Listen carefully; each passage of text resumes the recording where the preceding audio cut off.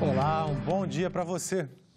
O presidente do Senado, Davi Alcolumbre, defendeu nesta segunda-feira que os senadores acompanhem a discussão sobre a reforma da Previdência assim que o texto chegar à Câmara dos Deputados.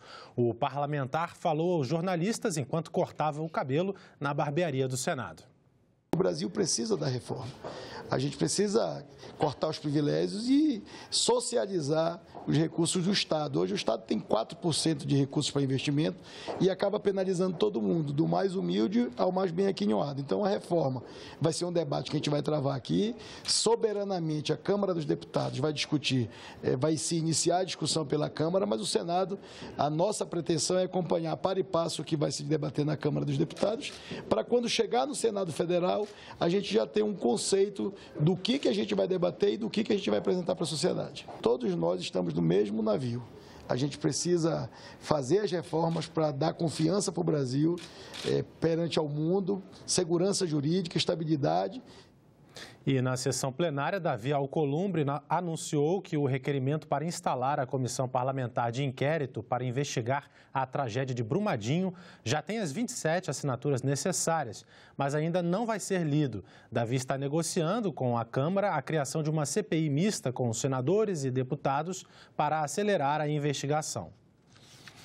A morte do jornalista Ricardo Boixá, nesta segunda-feira, em um acidente de helicóptero, provocou comoção entre os senadores. A aeronave bateu em um caminhão na rodovia Anhanguera, na cidade de São Paulo. O piloto, Ronaldo Quattrucci, também morreu no acidente.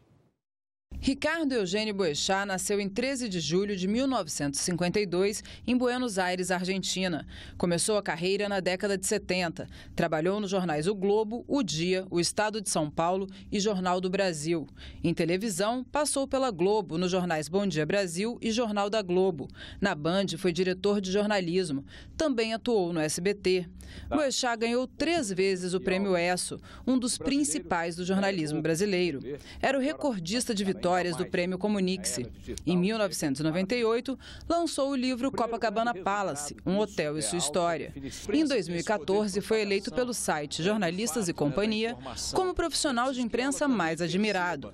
Atualmente, era apresentador do Jornal da Band, colunista da revista Isto É e comentarista da rádio Band News FM. A morte de Ricardo Boixá repercutiu em todo o país. Ele deixa mulher e 6 filhos. Era um homem íntegro, um patriota, uma pessoa que usava o microfone para defender o que era correto, para defender as boas práticas. E o Brasil perde hoje um grande patriota, um grande jornalista e, infelizmente, hoje o jornalismo brasileiro fica mais pobre. Lamentar profundamente essa grande perda, perde o jornalismo brasileiro, perde o povo brasileiro, porque desaparece um arauto defensor dos princípios da ética, dos bons costumes, da liberdade, da justiça, sem dúvida nenhuma, um artífice na defesa da liberdade de imprensa. Eu entendo que é uma grande perda para o país, sem sombra de dúvida. Uma grande perda, a gente lamenta muito. Ele era o amante da verdade, o amante da democracia, o amante da verdade, o amante da justiça. Por isso o perdemos. Mas fica aqui o nosso carinho aos familiares, à Band, enfim, ao Brasil. Perdemos um grande homem.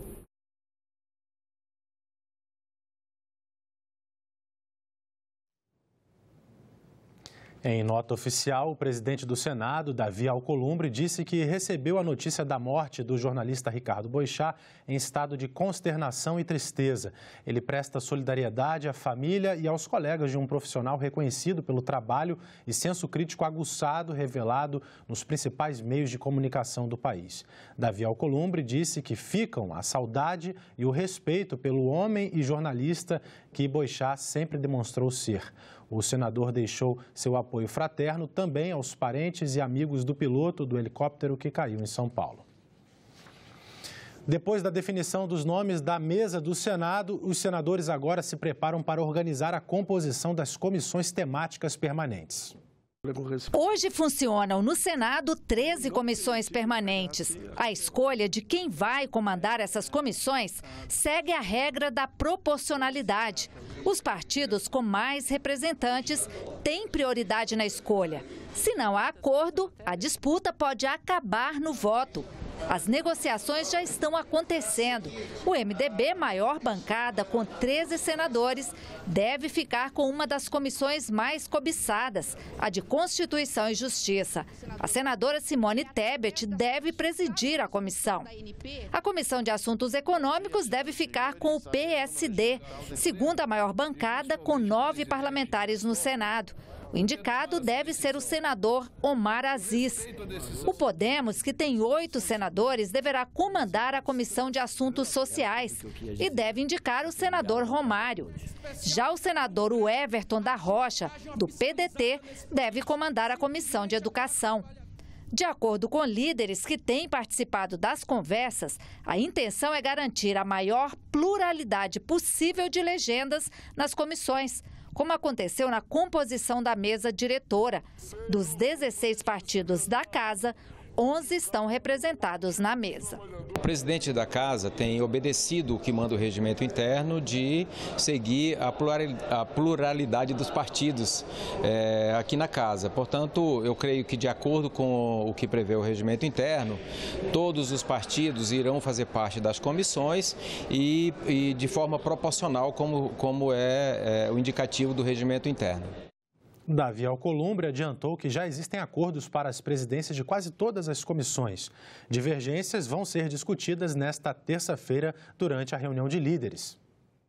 A Comissão de Constituição e Justiça para o PMDB, a Comissão de Assuntos Econômicos para o PSD, a Comissão de Infraestrutura para o Democratas e a Comissão de Assuntos Sociais para o Podemos. Tem um problema ainda em uma comissão. A gente está tentando compatibilizar para que todas as comissões sejam contemplados todos os partidos. Então, esse último ajuste que está sendo feito é em relação ao PRB, que só tem um senador, e ao PSC, que também só tem um senador. Então, a gente está tentando construir com todos os partidos a possibilidade desses 2 senadores serem contemplados, assumindo a presidência e a vice-presidência de uma comissão. Hoje está pronto para a pauta mais de 120 projetos em todas as áreas, de diferentes temas. A gente fez uma minuta e eu vou tentar apresentar amanhã para os líderes de 30, para a gente tentar pautar 10, além dos acordos internacionais que naturalmente vão ser votados amanhã, para que a gente possa pautar algumas matérias importantes a partir do que os líderes decidam junto com a gente. E acatando uma proposta do senador Regufe e do senador Tasso Gereissati, apresentar para a sociedade uma pauta com pelo menos 15 dias de antecedência para que os senadores possam se preparar para votar as matérias importantes. O sistema de votação para a escolha do presidente do Senado é tema que continua mobilizando os senadores. Nesta terça-feira, o senador Lazier Martins deve apresentar requerimento de urgência para um projeto que determina o voto aberto nessa eleição. A polêmica sobre o voto aberto ou secreto nas votações do Senado foi praticamente o primeiro item de discussão do plenário neste ano. O debate surgiu na votação para eleger o presidente da Casa. A disputa envolveu um longo embate entre os senadores que queriam a votação aberta e os que defendiam o voto secreto. Só defende o voto secreto aqueles que acham que a medida das ações de nós, parlamentares, não pode ter a transparência necessária. Quando a pessoa vota como cidadão, ela tem direito ao voto secreto. Mas quando alguém vota como representante, esse alguém deve satisfações aos representados. Nós podemos alterar o nosso regimento, mas nós temos um rito.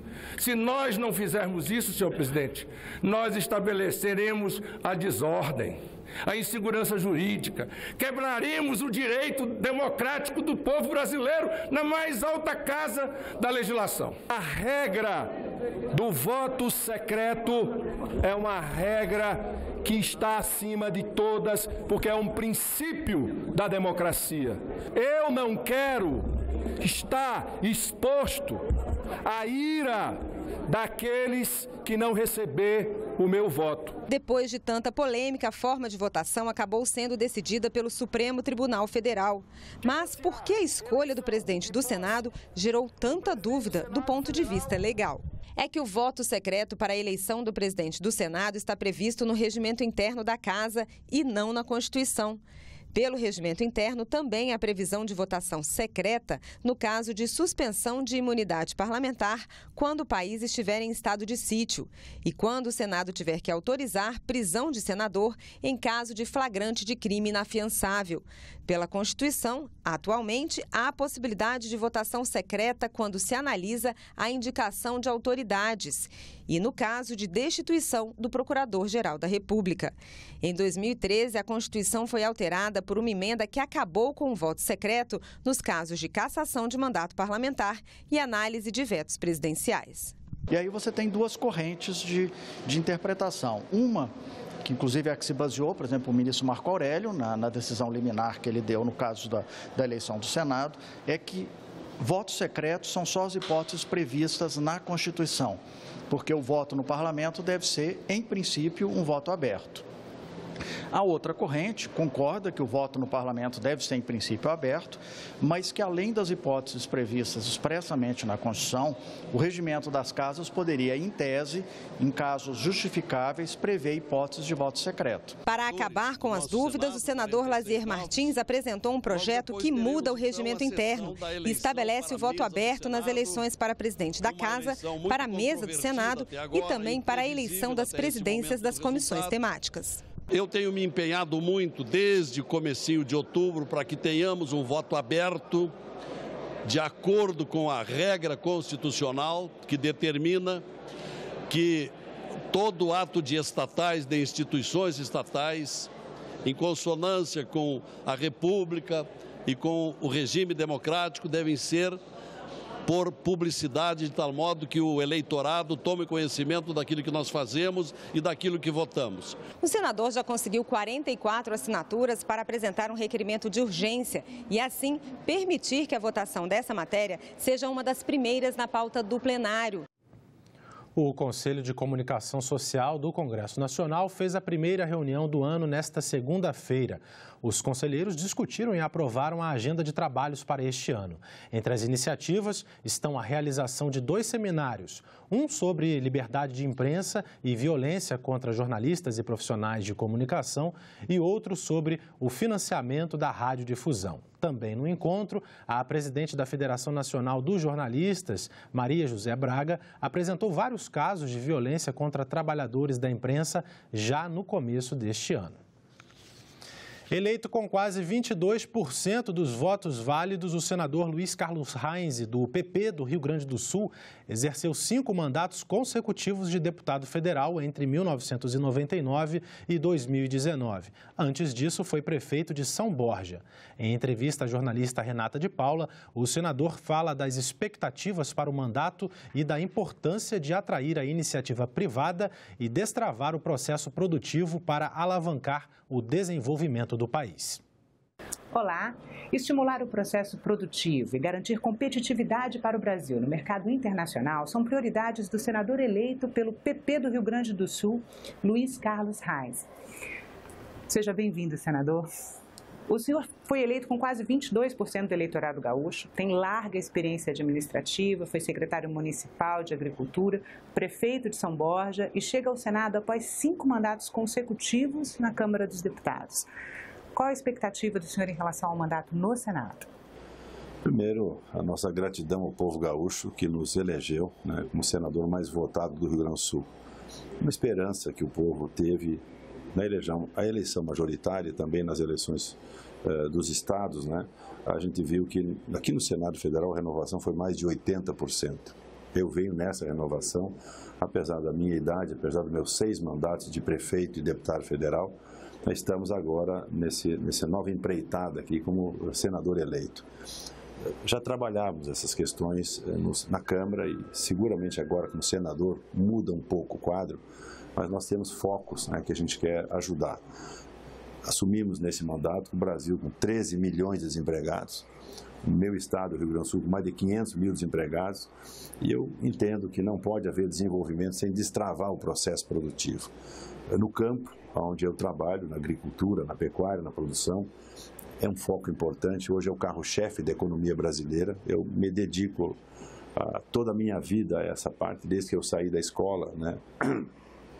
No ginásio agrícola, minha terra natal, Candelária, depois no técnico, eu me formei em Alegrete, a Faculdade de Agronomia em Santa Maria, e toda a minha vida foi dedicada à agricultura, né? Então tenho lá, hoje ainda em São Borja, tenho minha propriedade, os meus negócios estão lá, eu dependo disso, vivo disso, afinal é o que eu construí ao longo de uma vida, e entendo que esse processo produtivo do Brasil, o Brasil tão rico como é, tantas riquezas para serem exploradas e as coisas não deslancham. Então, eu vejo que o presidente Bolsonaro, o ministro Paulo Guedes, pega um país também com mais de 140 bilhões de déficit, tem que acertar isso aí e fazer andar. Hoje, se eu pensar no modal ferroviário, rodoviário, hidroviário, os próprios aeroportos no Brasil hoje, o Brasil não tem dinheiro para investir, o governo federal não tem dinheiro para fazer tudo que o Brasil precisa. Então, tem que atrair a iniciativa privada para gerar o desenvolvimento.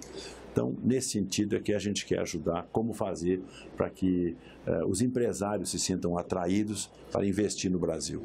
E quais o senhor identifica como os principais entraves para o desenvolvimento desse processo produtivo? O senhor já citou aqui a necessidade de melhoria da infraestrutura. A infraestrutura é fundamental hoje. Conversava com o pessoal do Centro-Oeste, nos apresentam ali, pega na região do Centro-Oeste, o Brasil tem hoje um pouco mais de 200 milhões de toneladas de grãos. Se alavancar meia dúzia de obras no Centro-Oeste, pode aumentar em 100 milhões de toneladas, sem afetar a floresta amazônica, sem afetar o cerrado brasileiro, que é uma riqueza que nós temos hoje, pode manter grande parte do cerrado, pode manter a floresta amazônica intacta praticamente, e 100 milhões de toneladas, duplica, quer dizer, 50% a mais de produção em 4 ou 5 anos. A gente está falando em ferrovia, hidrovia e rodovia? Sim, esse é o ponto importante que nós temos no Centro-Oeste. Agora, o Sul, onde eu estou, por exemplo, também carece de infraestrutura. Eu já trabalho nessas questões no Rio Grande do Sul, por exemplo, né?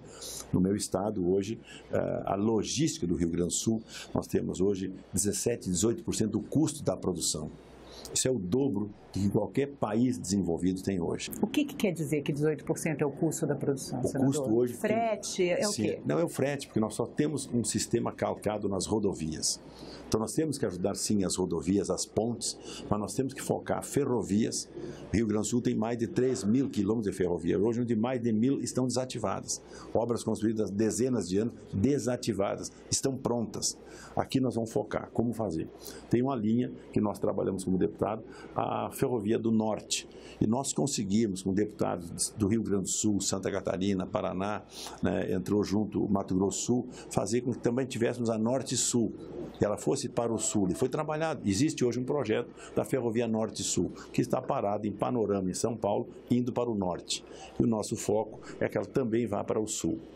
Então, essa é uma questão que vai ajudar os 3 estados, praticamente do Sul, que é o Paraná, Santa Catarina e Rio Grande do Sul. Então, ali vai ter um foco ferrovia, além das ferrovias que já estão no Rio Grande do Sul.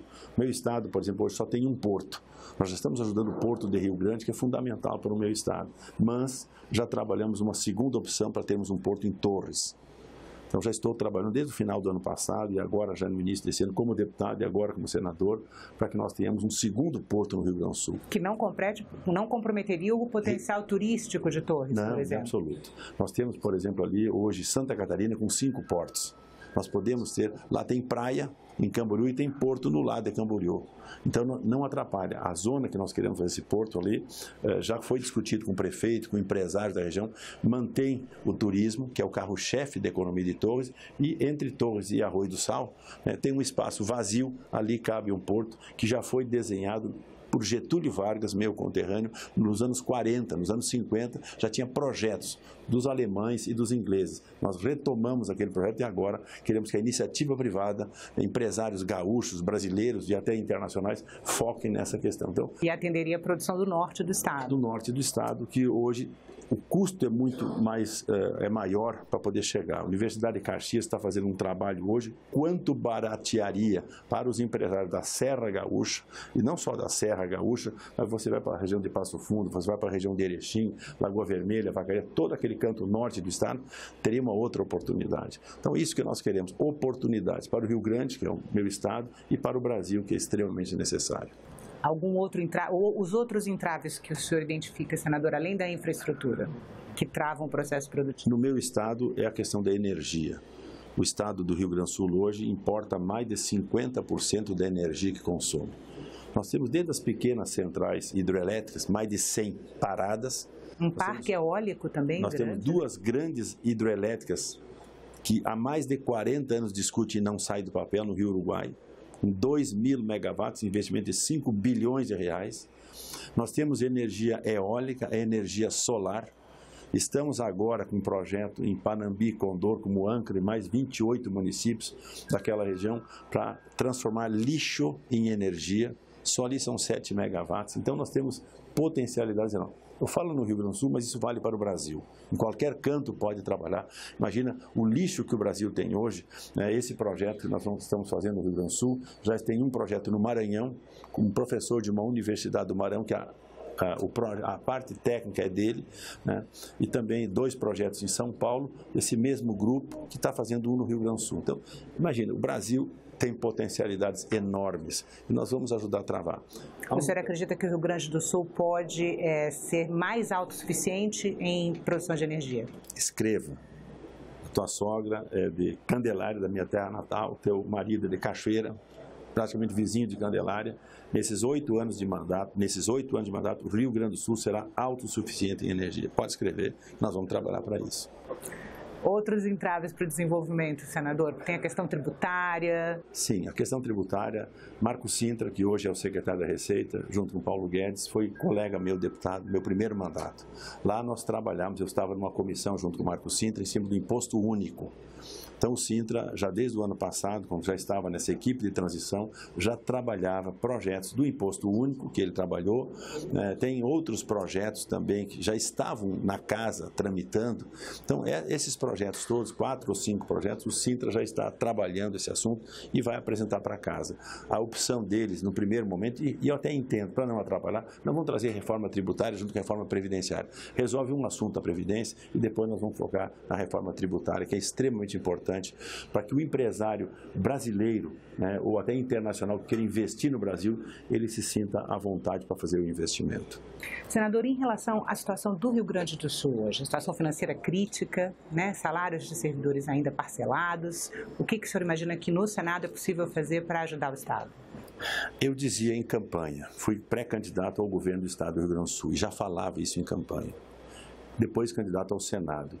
E hoje ainda não havia assumido, quando vim na posse do Bolsonaro, eu já comecei, no primeiro dia desse ano, eu falei com o governador Dória, do São Paulo, com o governador Witzel, do Rio de Janeiro, com o governador Ratinho Júnior, do Paraná, com o governador Caiado, de Goiás. Nós estamos juntando, através do Senado, uma frente de senadores e governadores para discutir com o governo federal uma forma de negociação dessa dívida. No meu estado, vinha o governador Sartori aqui, vinha ele sozinho, com 4 ou 5 deputados, às vezes um senador, às vezes algum empresário, para discutir com o presidente da República e com o ministro da Fazenda. Não conseguia nada. A frente de apoio do Eduardo Leite vai ser maior. Eu tenho falado a ele, já falei ao governador Eduardo Leite, que eu vou liderar um movimento aqui do Senado, junto com governadores dos estados devedores. Imagina que São Paulo deve 3 vezes o que deve o Rio Grande do Sul. Minas Gerais, Rio de Janeiro deve 2 vezes o que deve o Rio Grande do Sul. Minas deve 1,5 vezes o que deve o Rio Grande do Sul. Seguramente esses estados, seguramente não, eles têm interesse, porque eu já conversei com os governadores. O que nós vamos fazer? É juntarmos força dos estados devedores, né, e fazermos uma negociação diferente. O ministro Paulo Guedes, ministro Onyx, diz, isso aqui é para o ano que vem. Não. Para mim e para nós, será uma prioridade para 2019. Uma das prioridades de 2019 é resolvermos, além da questão da Previdência, da questão tributária, também a dívida dos estados devedores que não conseguem hoje. Eu mostro lá um trabalho com o Casaroto, um técnico lá do Rio Grande do Sul, ele mostra. O Rio Grande tomou lá 32 bilhões, já pagou mais de 50 e deve 70. Quer dizer, alguma coisa está errado. Quer dizer, a forma que está sendo negociado, os estados não aguentam. Imagina, pagou mais de 1,5 vezes do que tomou, quando conseguir. Esse juro que está sendo cobrado, não é do Rio Grande do Sul, de qualquer estado da federação, os estados não suportam, a economia não suporta. Claro que os estados têm que se adequar. Ele não pode ser um estado perdulário, ter estatais deficitárias, gastar mais do que arrecadar. Não, ele vai ter que se enquadrar também. Então nós vamos trabalhar essa questão junto com outros estados e fazer uma negociação conjunta. Isso nós vamos discutir a partir do Senado Federal. Senador, muito obrigada pela entrevista. E nós ficamos por aqui. Você pode rever as reportagens desta edição na nossa página na internet, senado.leg.br/TV. Muito obrigado pela sua companhia e continue sintonizado aqui na TV Senado.